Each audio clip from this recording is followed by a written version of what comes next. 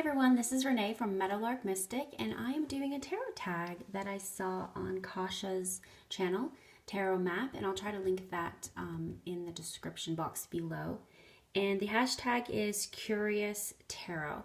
So she was on the Facebook group for love of cards. There's no other on it. And someone had asked about decks that make you curious. And so that got her thinking, and so she did a really fun video on that. And several of the decks that she listed, I would also list. So I would list just Tarot de Marsay decks because I find them really fascinating currently, and then also the Lioness Tarot Oracle. But what I thought I would do is I would just go through some that I find really sparks my curiosity. The first one is the Tarot del Fuego. And this deck is really evocative and even provocative. It has a really different interpretation of the cards that I find super interesting. Like, this is Temperance. Her face is the stars. There's water coming out of her hands. There's fire coming out of this one, but she's pointing with that one. There's a hummingbird. The wings are moving so quickly. There's fire coming out of them. There's, a sun, and then a moon, and a moon, and a moon, and a moon, and a sun, and clouds, and eyes, and a rainbow. It's just really a cool, fascinating deck. And the suit of Pentacles is particularly different in this deck. And Cosmic Creeper, is it Creeper or Creepers? I'm sorry. Anyway, she's doing a fantastic series on this deck, and she has gone over some of the Pentacles. And actually, I requested that she talk about the 9 of Pentacles in this deck, and it was really great. So the Pentacles suit is, obviously it centers around money, because you can see the coins on the eyes and the coins in the tongue. And in a lot of traditions, when someone dies, they'll put coins on the eyes. And I think that what I'm getting from this deck about the Pentacles is that money can corrupt.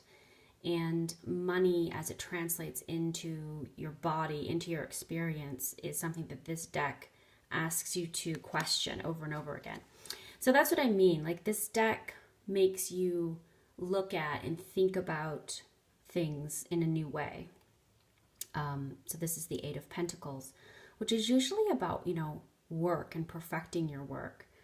But this seems to be asking, what is buried underneath all of that money that is accumulating? What are you building on top of? Anyway, there's lots of different ways you can go with this deck, but I find this deck really curious, really thought-provoking, really interesting. Like, the tendrils coming out of these 8 of Cups are breaking apart this old structure. And then to my eye, it looks like butterflies are being released. And often butterflies will congregate around dead things. So we think of butterflies as, love and light, but actually butterflies are very interested in decaying sugars. So again, that's the Tarot del Fuego, and that is a very interesting and curious deck. The next deck I wanted to talk about is very curious for me, and that's the Dreams of Gaia. I think I've mentioned on my channel, I was not interested in the Dreams of Gaia for a long time because this is just really not my art style. And so I didn't get it. But I got it maybe 6 months ago, and I really love it. The way she has, the way she has reinterpreted the cards, I find really thought-provoking, and it expands my mind in a way that I really appreciate. So this deck really makes me curious as to, why would she reorder the majors, and why would the youth be number 3? And, what does that mean about the rest of the deck?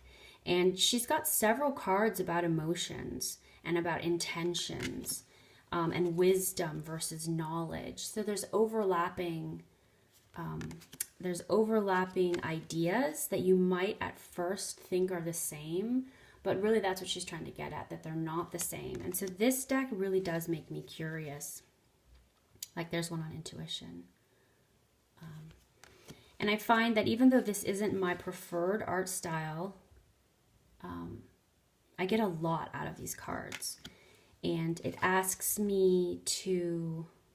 Yeah, I was just looking at these cards while I'm showing them to you. And this deck asks me to be more, even though this card's kind of like, woo, intense. It asks me to tap into my more childlike wonder about the world. Because, you know, as you get older, you can get a little jaded. And I think this deck asks me to be curious about my connection to the more fantastical, imaginative world that I used to inhabit when I was young.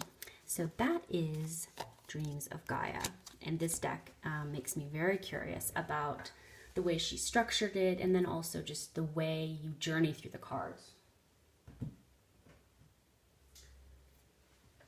The next deck that makes me really curious is Tarot of the Crone. I talk about this deck quite a bit on my channel because I just think it's fantastic. It's just such a fantastic deck. I love it so much, and every time I come to it, I am awed by its power, even though it's so simply portrayed. You know, when I look at this card, I just think of like an old Russian grandma, you know, who has everything for her family in these bags, and she's, you know, making her way back to them after going out into the world. And then I also think about immigrants who take their light with them and they try to find a new life in a new country. So this deck just, it's a heavy hitter. It asks you to really be unflinching in the way that you look at things, but it's very thought-provoking. Every time I come to this deck, I am impressed. Every time I come to it, my sense of the cards broaden. And I love how it's just so simple, but it just continues to blow my mind. So this deck definitely is, it keeps my curiosity stoked. So every time I come to this deck, I learn something new. And so I know that it's going to give me something really interesting. The next deck is from, it's a deck that's created by pranicroom. She is on Instagram, and it's Tarot de Ozarks, so the Ozarks, because I guess she lives near the Ozarks. And this deck is a Tarot de Marsay, but she has obviously given it her own color palette and her own, you know, interpretation of the cards. They're almost like impressionistic. Anyway, I really love this deck. And like Kasha said, Tarot de Marsay decks make me think kind of on another level. So, you know, they make me really curious about how you can strip something down and yet make it more complex. That's kind of my experience of Tarot de Marsay decks right now. They're stripped down, but they're more complicated. And so this deck really is full of curiosity for me because I'm still uncovering its different layers. I'm still deconstructing, you know, why did she put all those like sparkly dots in the middle? Like, what does that mean? And then there's this color, and you know, it goes from like a lighter orange and then it moves up to a really dark red. And for me, that's part of the fun. So this deck makes me curious. You know, she's got definitely a plant motif going on in this Seven of Pentacles, which I love. And it makes me really think about, you know, why certain things are there. Like it looks like to be a skeleton to my eye. Probably not, but that's what I see. And it also looks like an animal, like a llama or alpaca or something. So this deck makes me really curious, and I really do love it. And that's the Tarot de Ozarks.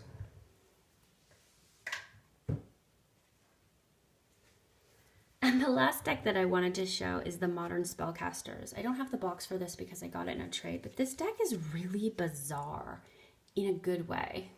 So this is the Ten of Pentacles.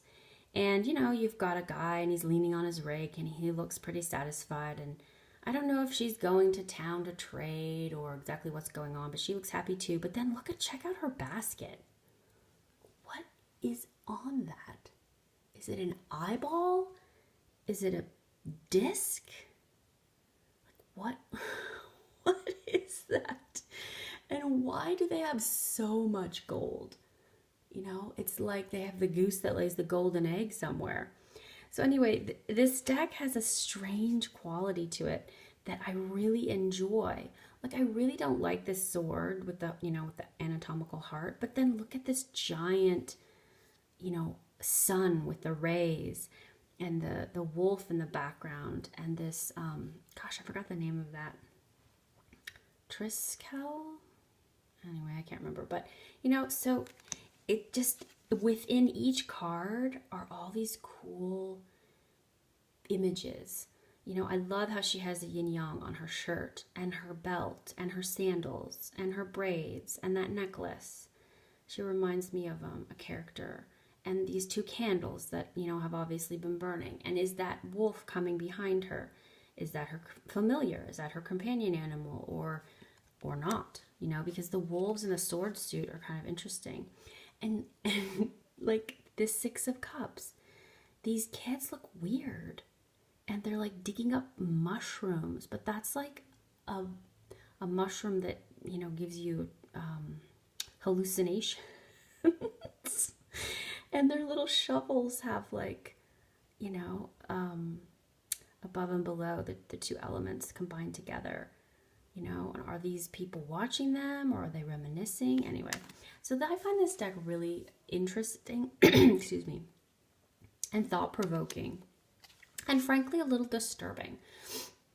You know, I love this Queen of Wands, and I love how a lot of them are depicted, but then some of them are just weird. Like, that one's not particularly weird, and I might not get any that are weird. I mean, I love how his feet are bare. And I actually do like how in this deck, the water is muddy and full of weird life. You know, because like the pristine waters are not always where there's most life. You know, the Eight of Cups. This guy looks like he's approaching this altar rather than leaving. So, and why are those cups stacked upside down like that? And who ate all the food?